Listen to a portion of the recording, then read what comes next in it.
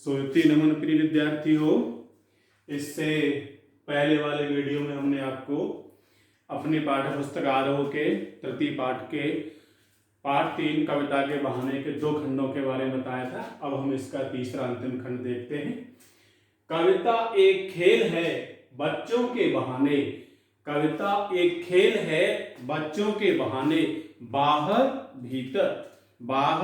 भीतर यह घर वह घर, सब घर एक कर देने के माने, बच्चा ही जाने। कविता एक खेल है बच्चों के बहाने। बाहर भीतर यह घर वह घर, सब घर एक कर देने के माने, सब घर एक कर देने के माने, बच्चा ही जाने। तो हम सबसे पहले काव्यांश का भावार्थ देखते हैं कि कविता एक खेल है बच्चों के बहाने।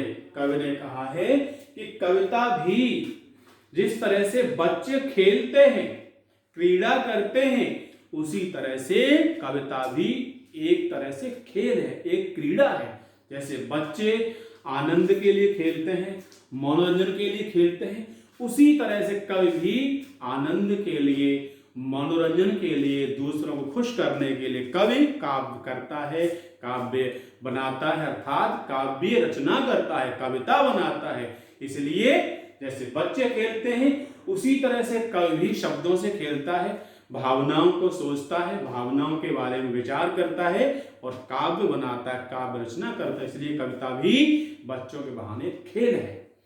बाहर भीतर, जैसे बच्चे घर के बाहर भी खेलते हैं, घर के भीतर भी खेलते हैं, अपने घर में भी जाते हैं, दूसरों के घर में भी जाते हैं। सब घर एक कर देने के माने सबके घर को एक जैसा मानते हैं, अपना ही घर समझते हैं, अर्थात बच्चों के हृदय में कोई द्वेष भाव की भावना नहीं होती।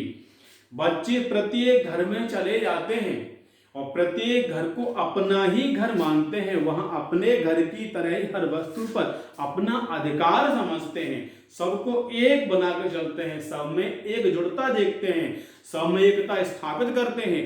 उसी तरह से कविता भी किसी के प्रति द्वेष, भेदभाव, जाति, धर्म, संप्रदाय के आधार पर कोई भी भेदभाव नहीं रखती, सबको समान रूप से आनंद देती है, सबको एकता के सूत्र में बांधती है। इसलिए यहाँ कवि ने बच्चों को और कविता को समान बताया है।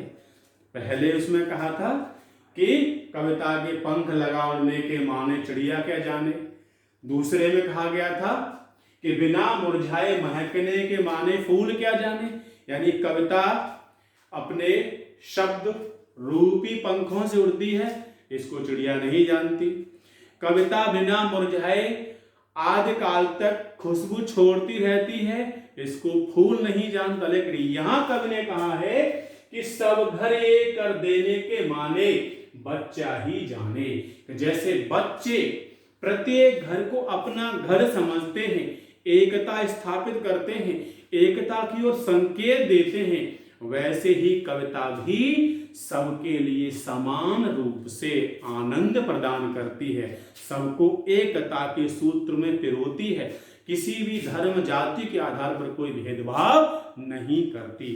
तो यहाँ कवि ने भविष्य के बारे में संकेत किया है कि सब लोग एकजुट रहें, एकता के सूत्र बंधे रहें और आपस में भेदभाव न रखें, बल्कि आपस में प्रेम की भावना से और मिलजुल कर भविष्य को उज्जवल बनाएं, आगे बढ़ते जाएं। यही कामना कवि ने यहाँ की है। इसलिए कवि ने कविता की समानता बच्चों के साथ की है। इस तरह से हमने इस पाठ का भावार्थ समझा।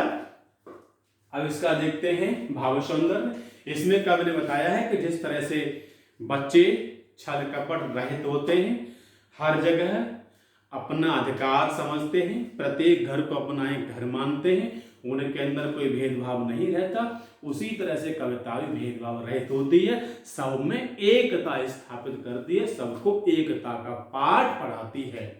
अब देखते हैं इसका शिल्प सौंदर्य। इसमें जैसे माने, जाने, तुकबंदी वाले शब्द हैं और इसमें कोई छंद नहीं, इसमें कोई निश्चित छंद नहीं है, इसकी कोई निश्चित लयबद्धता भी नहीं है। इसमें और खड़ी बोली का प्रयोग किया गया है। बाहर भीतर यह घर वह घर बोली की आवृत्ति अतः यहाँ पर अनुप्रास अलंकार भी है। अनुप्रास अलंकार यहाँ पर स्पष्ट है और इसमें खड़ी बोली है। खड़ी बोली पूरे काव्यांश में है। खड़ी बोली अनुप्रास अलंकार है, खड़ी बोली है, खड़ी बोली का प्रयोग किया गया है, अनुप्रास अलंकार है और इसमें माने जाने तुकबंदी वाले शब्द भी अपनाए गए हैं। तुकबंदी वाले शब्द, तुकबंदी शब्दावली है इसमें।